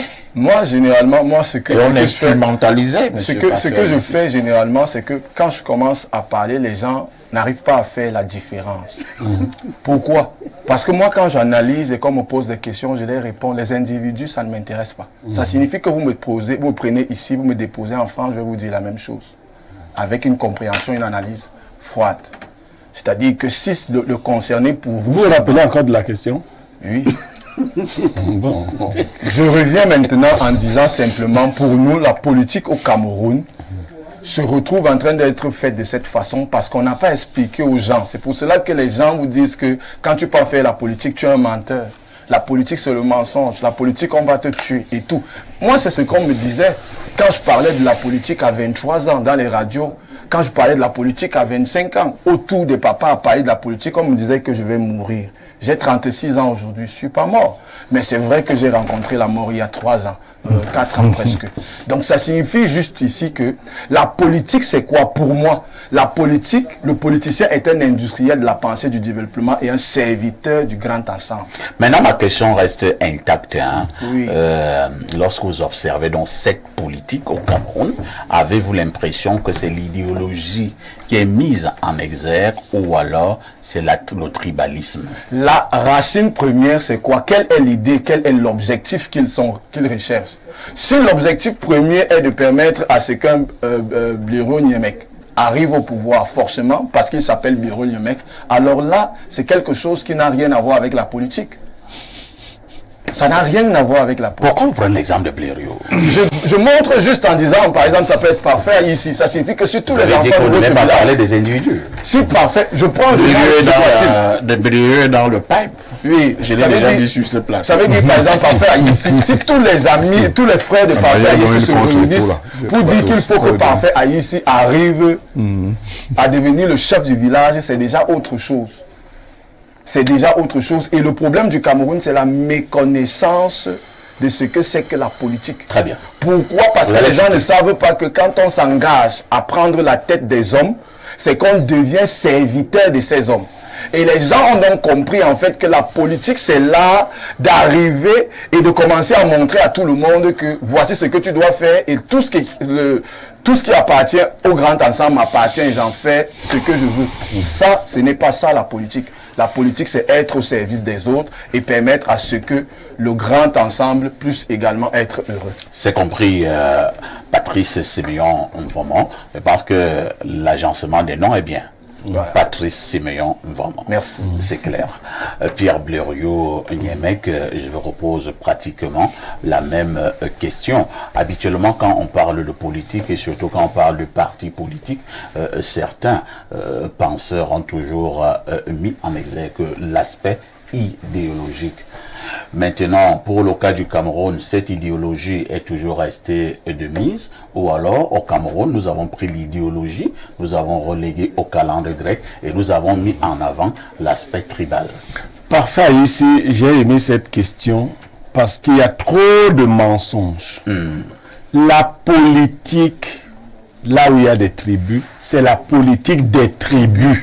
Il faut le dire comme ça. Ah bon? Non, et on va le démontrer. Ce n'est pas une mauvaise chose. C'est le contraire qui est un mensonge. Quand on organise la cité, on demande aux gens de voter des maires, n'est-ce pas? Oui. Les maires, c'est qui? Non, les maires, c'est des gens qui représentent une communauté, n'est-ce pas? Avant que les gens ne commencent à voyager, hein, parce qu'en fait, au Cameroun, on fait de la mauvaise foi. Il faut peut-être dire aux gens comment ça se passait avant. Quand on demandait au Vorada de nommer un représentant pour aller discuter dans le grand centre, les Vorada nommaient un Vorada. Si vous voulez que j'aille jusqu'à la Bible, c'est comme ça que ça se faisait. Ils nommaient un Vorada qui allait dans la grande assemblée pour parler des problèmes des Vorada. Ainsi, les Vorada, ces gens-là se réunissaient. chacun venait avec les problèmes et les sollicitations. Il les posait. Et celui qu'on avait désigné comme le grand chef commençait à faire la répartition en discutant avec tout le monde. Bon, vous voyez qu'en Vogada, il y a déjà ceci. Est-ce que vous ne pensez pas qu'à Essos, il faut... Voilà comment on parlait dans des micros-États. Et on trouvait ensemble les... Quand les Vogada se sentaient lésés, ils refusaient d'ajouter leur voix aux gens de Ligue Sono, je ne sais pas quoi, parce qu'ils disaient que hier vous êtes allés là-bas, vous n'avez pas défendu notre cause. La politique, c'est d'abord cela. Donc que les gens ne prétendent pas que quand on a fini de te voter dans la Sanaga maritime, si tu arrives au-dessus, tu vas commencer à dire que non, moi je suis un type national. Et c'est ce grand mensonge qui fait que quand vous voyez nos ministres, au lieu de servir l'État, ils servent le village. Parce que ça les rattrape. C'est les gens de la Sanaga maritime qui font ta force politique. On te nomme brutalement, on dit que tu es ministre de la République. La réalité te rattrape. La plupart de nos ministères ont le visage du village du ministre. C'est ça le... Et vous trouvez que c'est normal? Je dis que c'est une réalité qu'il faut d'abord décrire. Et il faut dire donc que si on arrive à ce niveau-là, sans éducation nationale, parce que arriver à l'idée de nation, c'est une formation. Moi, je suis d'abord Bassa. Donc, ma nature, c'est de défendre les Bassa. Oui, c'est ça. On doit tenir ce genre de langage en République. Oui, c'est le reste qui est mensonge. Ça, ce n'est pas le tribalisme, c'est la tribalisme. Là, c'est finalement que si tu deviens président de la République demain, tu vas d'abord défendre que les Bassa. Les autres présidents défendent d'abord qui? Ceux qui sont devenus présidents avant moi. Mais je vais vous dire... Oh, parfait. Je sais que vous me comprenez. Maintenant, il y a une éducation à l'esprit national. Mais quand tu arrives à des grandes charges, tu dois être préparé à dire aux tiens que j'étais le vôtre hier. Je ne suis plus le vôtre à vous seul. Je suis devenu un homme qui n'est plus seulement l'homme d'une tribu, mais l'homme d'une nation. Et pour faire cette migration, on forme les gens. Comme les gens ne sont pas formés à cette réalité-là, l'autre réalité prend le dessus. Mon problème est donc celui de savoir comment la politique devrait donc se pratiquer. Elle devrait prendre en compte les deux réalités, la réalité tribale et la réalité idéologique. C'est-à-dire que si je deviens président de la République et que je suis un Ewondo, je dois faire comment? Quand tu deviens un premier ministre et on doit nommer un président, premier ministre des Finances et le ministre de la Défense et si vous citez même comme ça, vous allez vous rendre compte que c'est comme ce qui se passe actuellement. C'est-à-dire tout ce que vous avez cité là, sont de la tribu de celui qui... Le ministre anglophone. Vous voulez que l'Assemblée nationale est du grand.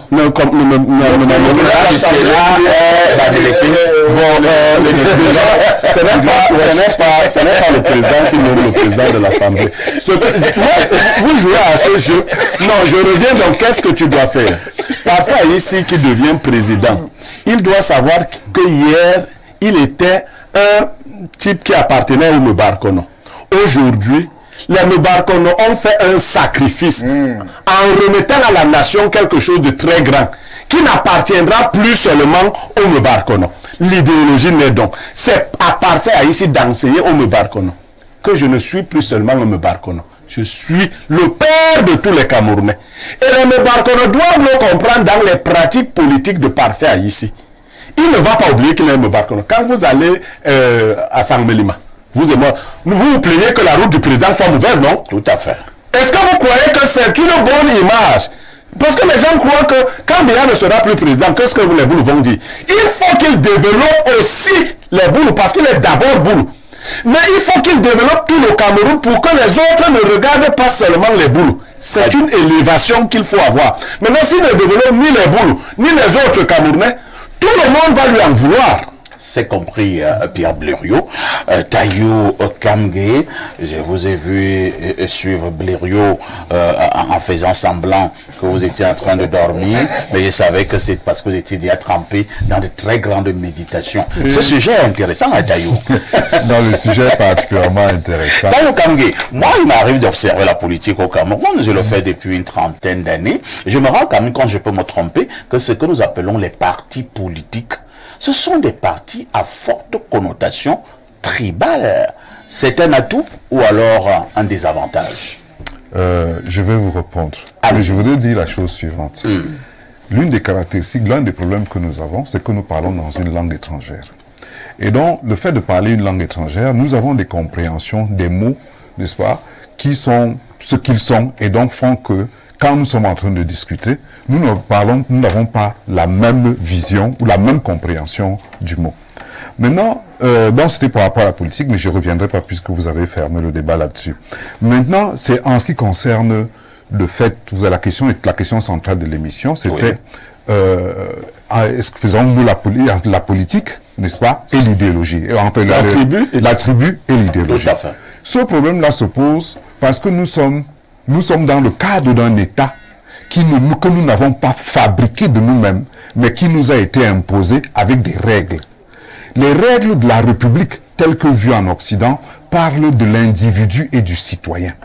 Or, l'individu et le citoyen voudraient que, quand il parle de ses intérêts propres, et dont les gens se mettent ensemble pour défendre leurs intérêts propres. Il se trouve que la culture politique qui est chez nous, j'allais dire, naturelle, qui est consubstantielle à notre personne, est de source tribale. Ça veut dire que, naturellement, on est né dans une communauté, et de manière historique, nous avons fonctionné dans les communautés, et donc, de ce point de vue-là, il y a un problème entre la tribu et l'individu qui se pose à l'intérieur du Cameroun. Et donc, du coup, les logiques pour réfléchir, pour aborder l'État sont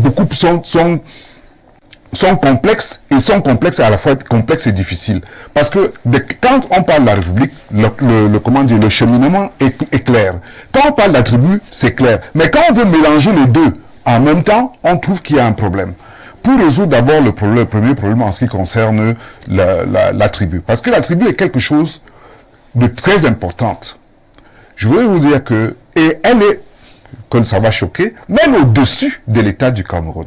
Pourquoi? Parce que elles sont là avant l'État du Cameroun, et l'État du Cameroun s'est imposé à eux par la force à travers la colonisation. Quand le Cameroun, chaque fois que le Cameroun a un échec dans sa constitution, dans sa manière de faire, sur le plan économique, sur le plan politique, et que ça ne va pas, qu'on chasse les gens de l'administration pour le travail, et ainsi de suite, qui est-ce qui les récupère? Ce sont les tribus. Quand vous avez un problème, vous n'arrivez pas à vous en sortir, qu'est-ce qui vous récupère? Ce sont vos tribus, c'est les tontines, les organisations tribales qui vous organisent, qui vous donnent le travail, qui font que. Donc il est donc normal pour un Camerounais de réfléchir pour quelqu'un, de réfléchir d'abord en termes tribal. Parce que quand pour aller à l'école, qui a payé l'école? C'est qui a payé l'école, qui l'a envoyé en France. C'est le village qui s'est réuni, c'est la tribu qui s'est réunie pour qu'il soit ce qu'il soit. Donc du coup, quand il arrive aux fonctions politiques, quand il arrive au sommet, il est naturellement, il est coincé parce qu'il regarde la grand-mère qui vient lui rendre visite le soir. C'est elle qui lui a donné un peu d'arachide pour aller à l'école. Que pensez-vous que quand il va gérer les affaires de l'État, ne lui donnera-t-il pas une priorité à c'est humain. Or, en même temps, on lui demande de couper cette dimension affective pour rester uniquement au-dessus et de gérer le Cameroun comme s'il n'avait pas de sentiments. C'est difficile. Donc, le problème que nous avons, c'est d'abord du fait, n'est-ce pas, de la nature de l'État que nous avons. Hein? Et je terminerai pour revenir à l'exemple que doit donner notre frère Blériot.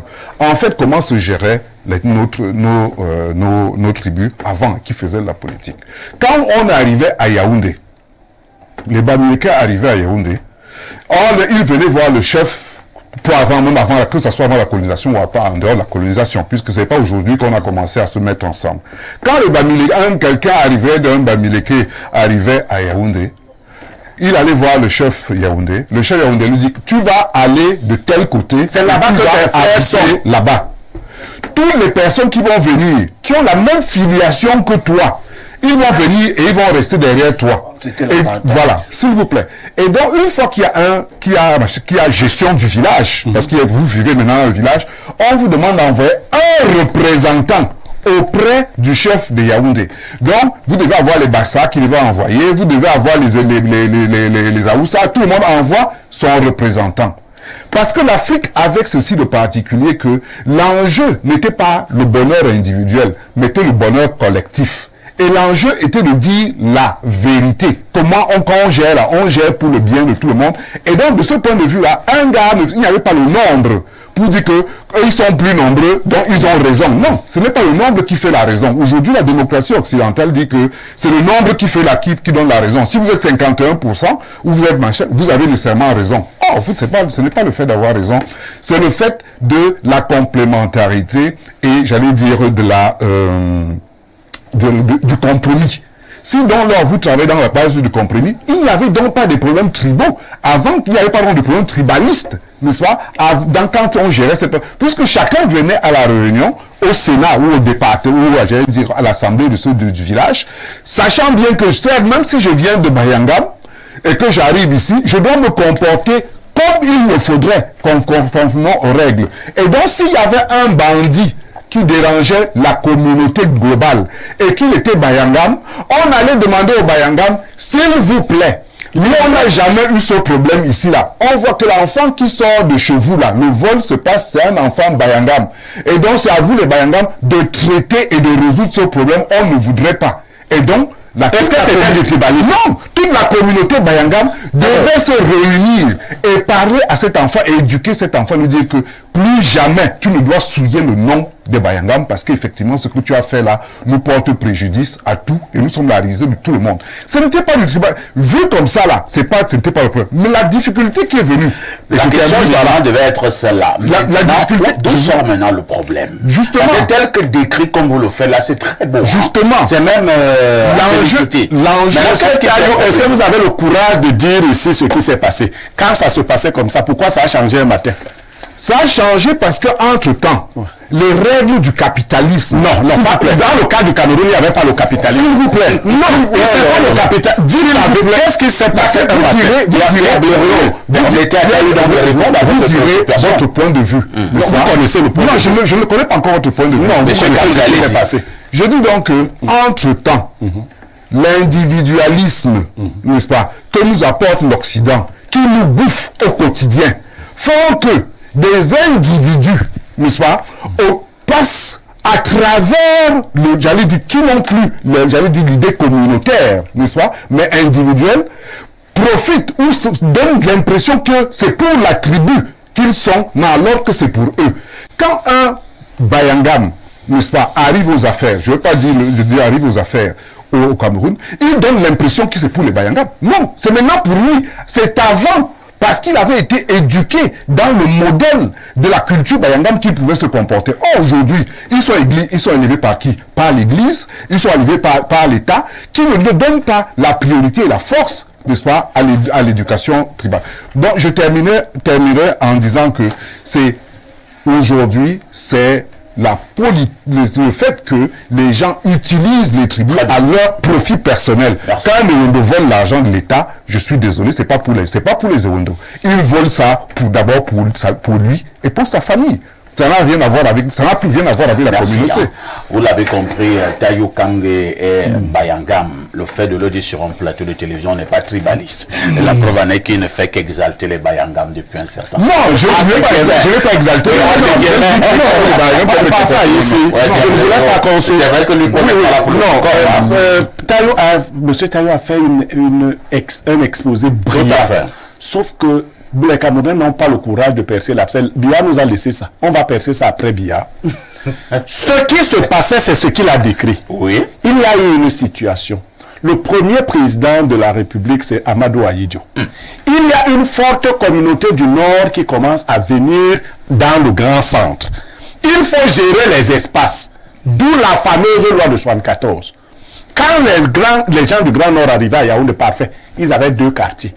Ce que vous appelez là aujourd'hui, ça montait. C'est là-bas qu'on les envoyait. Quand le nombre est devenu très important, et le président étant de là-bas, Il a fallu violer la règle. Vous comprenez ça? Il fallait maintenant dire que non, tout le monde peut aller partout. Voilà, tout le monde peut. Aller dans les petites villes. Il y a le quartier Bami.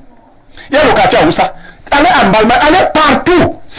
Mais ce n'était pas du tribalisme. Non, non. Aujourd'hui, c'est l'Europe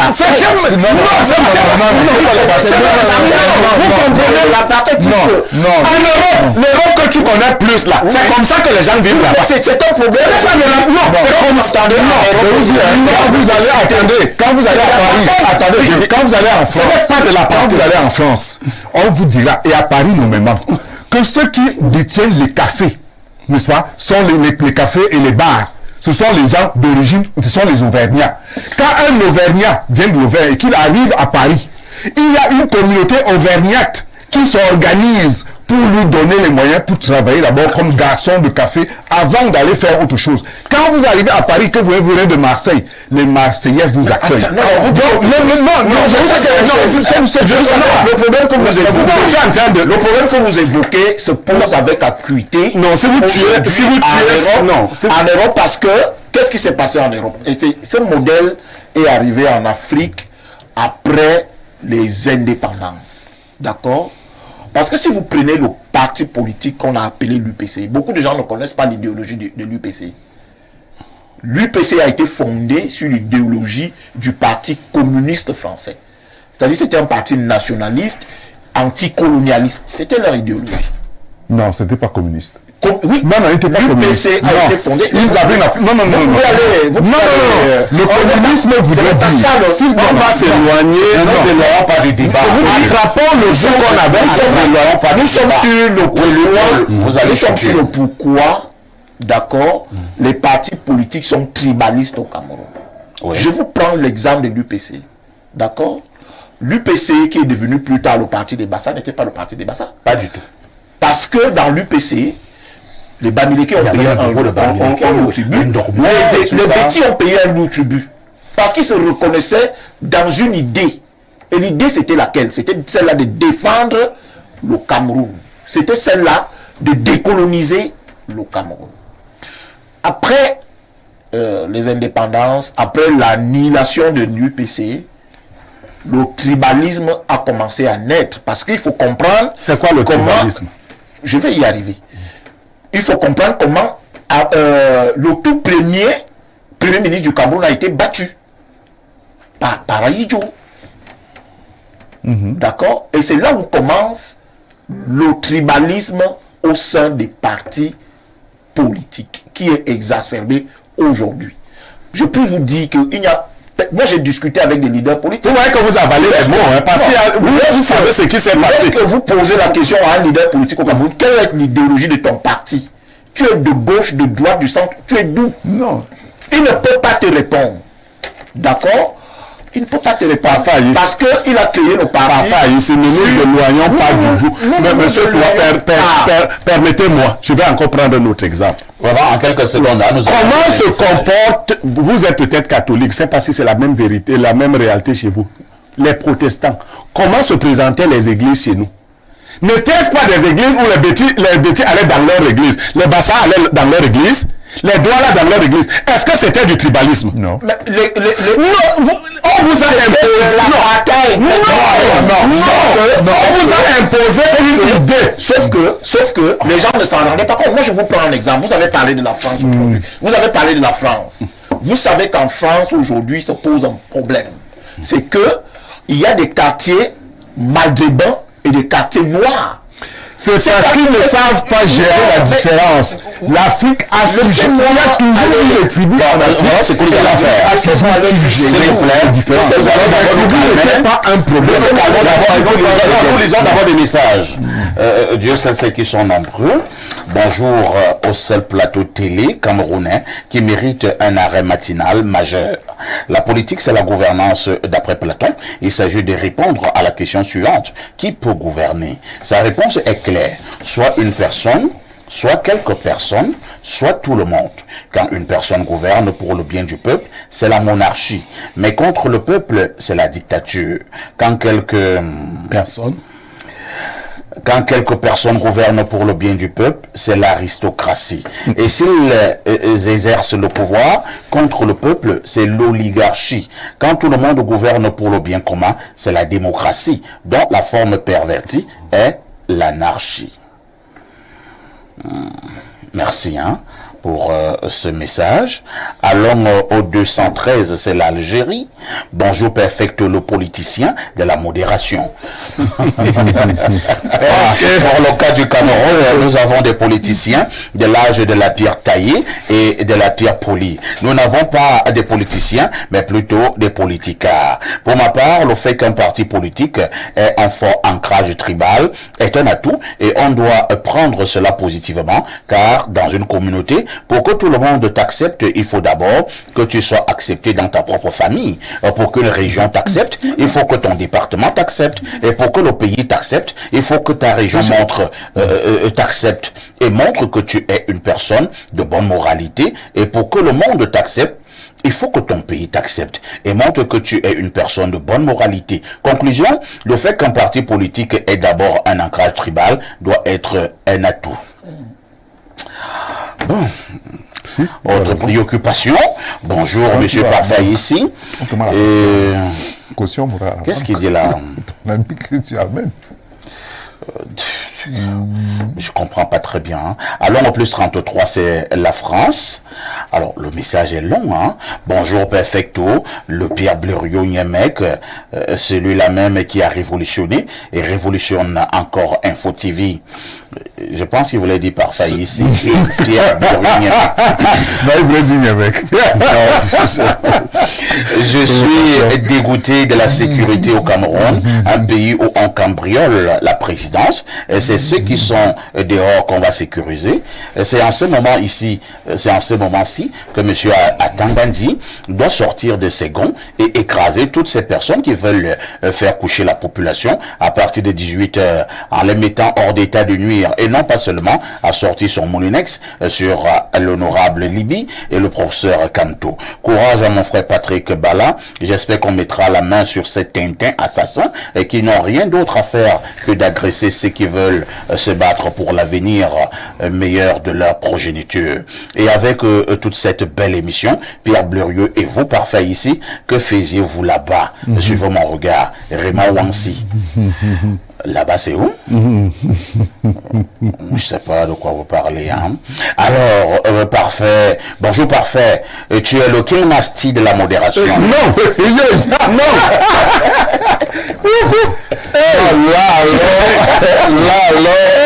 Non, il a mon frère.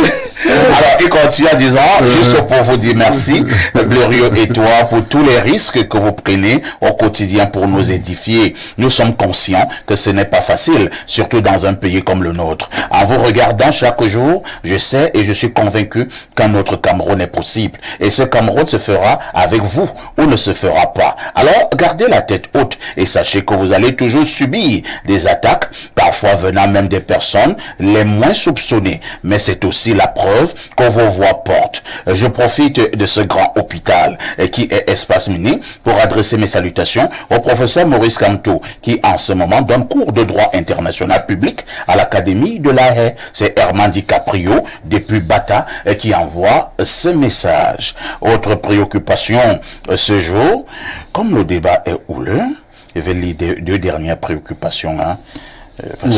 Parce que le débat est vraiment... J'ai des débatteurs terribles ce matin.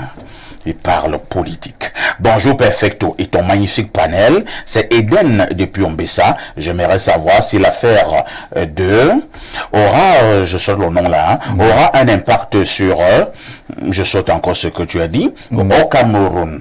On avait un exercice à l'école, on venait faire avec les pointillés, les points. Donc il fallait compléter. Donc c'est à nous de compléter. Parfait, King Nasty veut dire le roi méchant. Je ne sais pas ce que vous appelez King Nasty. Je ne sais pas ce que vous appelez King Nasty. Je traduis seulement. Alors, qui va prendre la parole? J'avais la parole. Paul, si le tribalisme est beaucoup plus puissant que l'idéologie, lorsque nous parlons de politique dans un pays, au-delà de tout, est-ce qu'il n'y aura pas des risques? Non, mais on encourt un risque majeur. Et d'ailleurs, même on est dans le risque parfait ici. Parce qu'on a vu ce qui s'est passé en 2018 au Cameroun. Avec des groupuscules, il y a eu des sardinats, il y a eu des tantinats. D'accord? C'est ça le mauvais grain du tribalisme. Or, pourtant, Blériot a dit quelque chose tout à l'heure. Le président de la République n'a pas forcément développé sa région natale. Quand vous avez dans d'autres pays en Afrique, Yamoussoukro. C'est le village de Houphouët-Boigny. Et quand vous allez généralement... Est-ce qu'on le déteste pour autant parce qu'il a développé Yamoussoukro? Non. Alors, il a développé Yamoussoukro en abandonnant les autres localités. C'est ça le problème. Au Cameroun, d'accord, on a essayé d'équilibrer. C'est-à-dire quand on a bitumé une route dans le sud, on va bitumer une route au littoral, etc. etc. Ce qu'il faudrait comprendre... on bitumait même les routes. Ce qu'il faudrait comprendre ici, parfait, c'est le fait que les partis politiques se créent autour des hommes. Les partis politiques ne se créent pas autour d'une idée. C'est-à-dire que les gens ne se mettent pas ensemble pour dire, ok, si nous arrivons au pouvoir, d'accord, nous allons, par exemple... nous avons l'impression que les hommes se réunissent d'abord avant d'avoir une idée. Non, ils se réunissent et l'idée principale, c'est de manger à leur tour. Ah bon? Parce que, oui. Quels sont les hommes qui pourraient se réunir, lui pour toi? Comment on se réunit? Mais je peux bien se connaître. Je prends un exemple. D'accord? Oui. Parfait, Niamek peut émettre une idée ici. Blériot, pardon. Parce que c'est nous deux quand même. Ça donne déjà. Ça nous donne déjà. Ça va donner le sac de quoi de on se réunit ici et se dit, si nous parvenons au pouvoir, nous allons donner plus de moyens, plus de liberté, par exemple, aux médias. D'accord? Et autour de cette idée-là, naît donc quelque chose de fort qui permet d'arriver au pouvoir. C'est pour ça que vous regardez dans les démocraties, les vrais, vous avez des partis d'extrême droite qui sont nationalistes. Vous avez des partis d'extrême gauche. Vous avez des partis centristes. Vous avez des partis socialistes. Vous avez des partis de droite. Et chacun défend une chapelle. Les socialistes vont amener un mode de gouvernance qui permet à tout le monde de pouvoir s'en sortir. La droite va amener une idée de pouvoir qui permet au capital de s'accroître. L'extrême gauche ou l'extrême droite. Donc, au Cameroun, vous n'avez pas ce type de parti. Au Cameroun, vous avez des partis. Par exemple, vous prenez un parti qui est à Fumban. Il ne va investir que les gens de Fumban. Vous voulez pas de l'UDC? Je n'ai pas prononcé un nom. Mais vous allez prendre le RDPC. Si vous allez là, le RDPC va interrompre les gens. D'accord, qui est du littoral, qui ne va investir que les gens du littoral. Et je vais chuter en disant à Blériot Niamek, qu'est-ce qui m'embêterait, d'accord, que le super maire de Yaoundé, ce qu'on appelle le maire de la ville de Yaoundé, soit un homme de l'Est. S'il apporte une idée de développement... La loi même l'interdit. C'est pas normal. C'est pas normal parce que... La ville doit être originaire du coin. C'est pas normal parce que... Monsieur Parfait ici. C'est pas normal parce que si quelqu'un vient avec une idée noble, avec des connaissances nobles, pour développer... C'est compris, hein. C'est le... Non, écoutez, Parfait, par exemple, les autres peuvent également intervenir. Parce qu'il faut intervenir, il faut dire quelque chose. Le premier ministre britannique qu'on vient d'enlever est d'origine indienne. Non, c'est pas la même chose. C'est la même chose. Si vous bridez, je parfait Niamek a dit tout à l'heure, ce que le frère Niamek a dit tout à l'heure, n'est-ce pas, est parfaitement cohérent et juste. Et c'est certainement pour ça qu'on se retrouve. Et effectivement, les communautés cohabitaient dans Yaoundé de manière harmonieuse. C'était de la partie.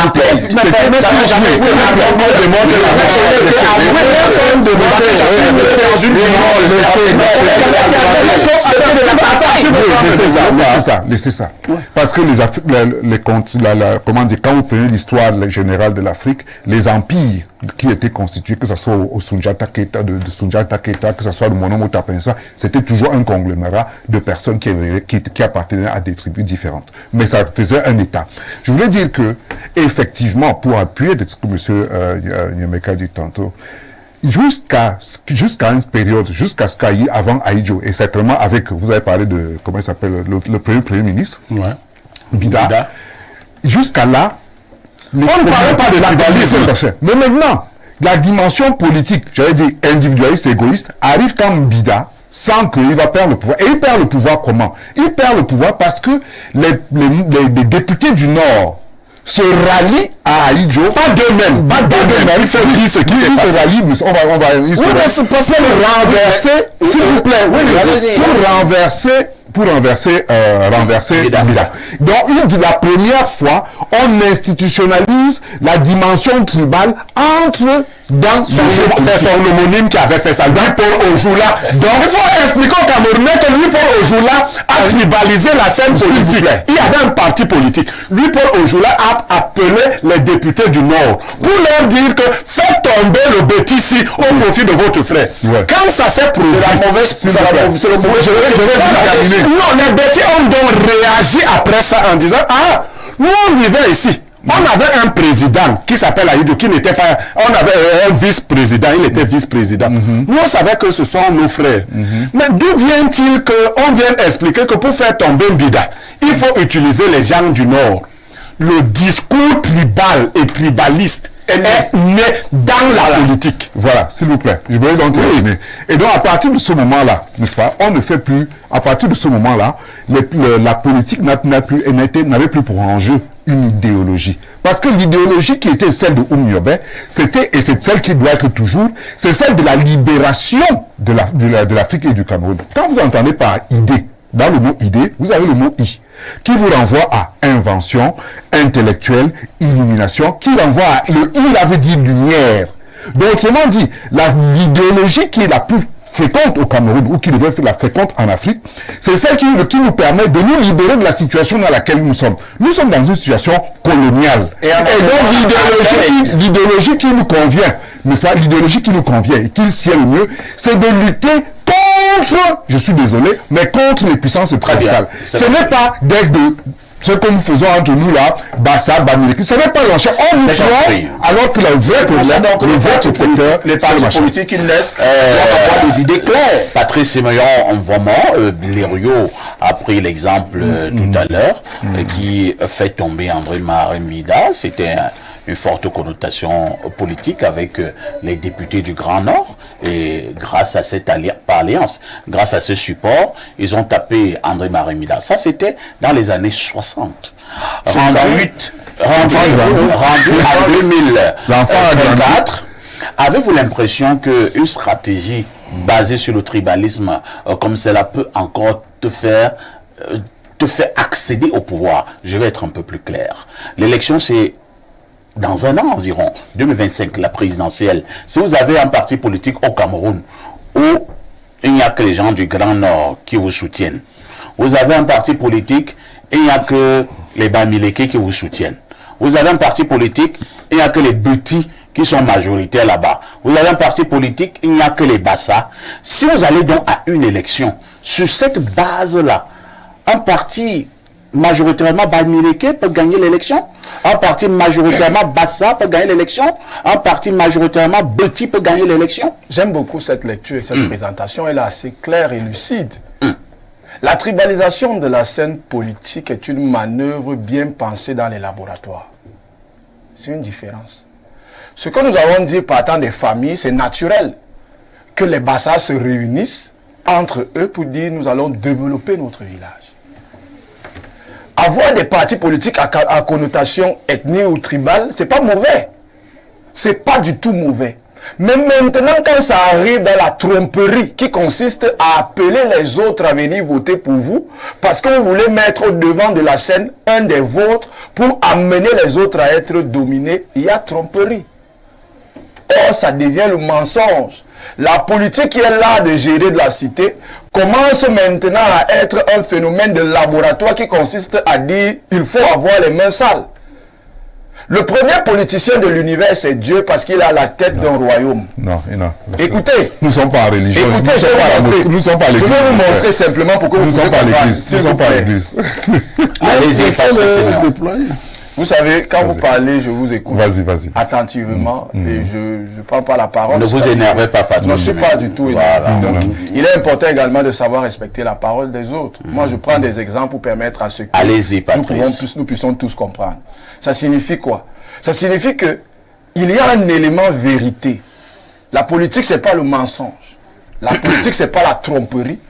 Mais si les gens entrent en politique pour tromper les autres en disant « nous sommes ensemble » alors que nous savons tous que c'est le bia-bia. Nous savons tous que c'est le mapatisme idéologique. C'est du mapatisme politique. C'est d'abord notre frère et notre frère doit aller devant. Là, il y a tromperie. Ça doit être dénoncé. Parce que les partis politiques à connotation ethnique peuvent rester dans leur communauté, ça développe leur communauté. Maintenant, pour ce qui est de l'appel national, il faudrait que la racine première, qui est l'idéologie qui vous met ensemble, soit un élément qui appelle au grand ensemble. Mais maintenant, si l'idéologie à la base est une idéologie tronquée, tribale, elle ne peut pas devenir nationale parce qu'on a pris un Yémec, parce qu'on a pris mon grand frère, on a pris un Patrice, ou on les a mélangés tous, ça ne peut pas devenir national. Parce que la base, la racine est tribale. C'est ce que nous devons dénoncer. Et c'est justement le camouflage des tribalistes en politique qui fait aujourd'hui que le problème du Cameroun devient ce que nous voyons aujourd'hui. Ce sont des tribalistes qui sont entrés en politique. Et c'est ça que nous devons dénoncer. Parce que moi, je suis un bêtis, par exemple. Je suis un bêtis, le fait qu'un Bamileke soit à la tête à X à Y, ça ne me pose pas de problème s'il est compétent. S'il est incompétent, je dois pouvoir le dénoncer. Ce n'est pas parce qu'il est Bamileke. Si un Bamileke vole et qu'il a volé, on doit dénoncer. Si c'est un Bassa, ça doit être le cas. Si c'est un bêtis, ça doit être le cas. Je ne dois pas cacher cela parce qu'il serait Bamileke ou Bassa comme moi. Très bien. Pierre Bluriot, Niémec, c'est bien beau que les partis politiques soient des partis par moment à connotation tribale, mais lorsque nous parlons déjà une nation, lorsque nous parlons déjà pays, lorsque nous parlons de la prise de pouvoir, ça devient un peu plus important qu'une simple ethnie. Parfait ici, parce que vous avez une émission pédagogique. J'espère qu'on va revenir. Voici ce qui s'est passé avec l'UPC. Il y avait des associations tribales qui existaient. C'est elles qui ont formé l'UPC. Ce n'est pas, il n'y a pas des gens, l'association des Babimbi, je vous donne les noms. Ces associations se sont réunies. Chacune a apporté des membres. On a dit, ok, on va créer, ce n'était même pas un parti politique à l'origine, c'était un mouvement. Pour lutter, le premier objectif, c'était de faire partie le blanc. Qu'est-ce que le blanc, l'homonyme de ce monsieur, a fait? Il a inventé un parti politique qu'on appelait le BDC. Il a regardé, la capitale se trouvait à Yaoundé, dans le centre, les Bétis. Il a dit, c'est bien. Maintenant, la plus forte population se trouvait au nord. Il a pris Aïdjo, il a mis Adjouan. Il a ourdi un plan tribaliste de partis politiques. Il a dit, vous, par votre nombre et par votre position stratégique, c'est vous qui allez faire tomber celui-ci. Le problème tribaliste a été également présenté à l'UPC, à Oumiobe. On a proposé à Oumiobe que laisse lutte là, on va donner tout au Bassa. Et vous, Oumiobe a répondu que nous ne devons pas prendre nos différences tribales comme moyen de lutte politique. Bon, lui, il n'a pas fait, c'est ce qui se fait aujourd'hui. Vous demandez, est-ce qu'un parti à forte connotation tribale peut gagner une élection? Non, mais s'il est parti au pouvoir, oui. Vous savez comment on fait? Non. Vous mobilisez les communautés. Quand je suis parti au pouvoir, moi je suis par exemple le JCC au pouvoir, je suis Bassa. Je t'appelle, je te dis, toi Bamileke, apporte-moi l'électorat Bamileke parce que je vais te donner des choses à toi. Et il parlait, les gens qui sont aujourd'hui, qui font tomber leur communauté, ils ne travaillent pas pour leur communauté. Mais on les instrumentalise. On va dire que si c'est le RDPC, parce qu'actuellement c'est le RDPC qui est au pouvoir, il va dire au Bamileke, assurez-vous que le RDPC gagne chez vous. Il va dire aux nordistes, assurez-vous que le RDPC gagne chez vous. Mais par contre, les partis qui seront restés dans leur cocon ne vont pas pouvoir se déployer. Et la réalité tribale va rattraper tant qu'on ne va pas comprendre la réalité nationale. Il va bien falloir que les gens comprennent que ces gens nous manipulent. Très bien. Pour leurs propres intérêts. Bonjour à vous sur le plateau. Il faut le dire sans complaisance que les partis politiques chez nous ont une connotation tribale. Et même au Sénégal, un pays cité comme modèle de démocratie, il en existe les confréries qui font élire les présidents. Mais l'intérêt national doit être au-dessus de tout programme politique. De se signer à Magloire Vogo depuis Douala. Alors, autre message très rapidement. Alors, le message, bonjour monsieur Aïssi et à vos invités. Politique au Cameroun, une affaire d'idéologie ou de tribalisme. De plus en plus au Cameroun, il est évident que l'inégalité dans la répartition des fruits de la croissance a suscité en chacun de nos hommes politiques le féroce et ardent désir de ne rechercher le pouvoir que pour rattraper l'écart et qui s'est considérablement agrandi au fil du temps. Cette réalité a suscité en chacun de nous l'impression, voire la conviction que le régime en place n'a travaillé que pour certains au détriment d'autres. Alors, parfait. Je voulais dire que je voulais dire. Vous avez 30 secondes. Vous avez vu en 1992 au Cameroun, il y a eu un parti avec une idéologie socialiste qui a secoué les fondamentaux. Le SDF. Le SDF. On l'a appelé en Yoruba, non? Le SDF, d'accord, a fait un score qu'aucun autre parti politique a fait au Cameroun. Il n'a pas fait ce score avec les anglophones. Il a fait ce score-là parce qu'il a su mobiliser sur l'ensemble de l'échiquier national. Pour répondre à votre question en disant, il n'y a aucun parti politique au Cameroun qui peut gagner une élection avec la note tribale. Il faudrait que, si on va même rester dans le tribalisme, il faudrait que au moins 2 ou 3 partis, 2 ou 3 tribus se réunissent. D'ailleurs, vous regardez le président Paul Biya. Quand le président Paul Biya fait la campagne généralement, depuis un certain temps, je crois depuis plus de 20 ans aujourd'hui, d'accord, il va où? Il va à Garoua, à Maroua, et il va aussi à la Léquier. Il va à la Léquier, d'accord, il va à la Léquier, et quand il s'est assuré de cet électorat, il sait qu'il peut passer. En clair, le RDPC est tribal. C'est bien de le dire. Merci beaucoup. C'est bien de dire que c'est une alliance tribale qui a fait. Je voudrais dire que la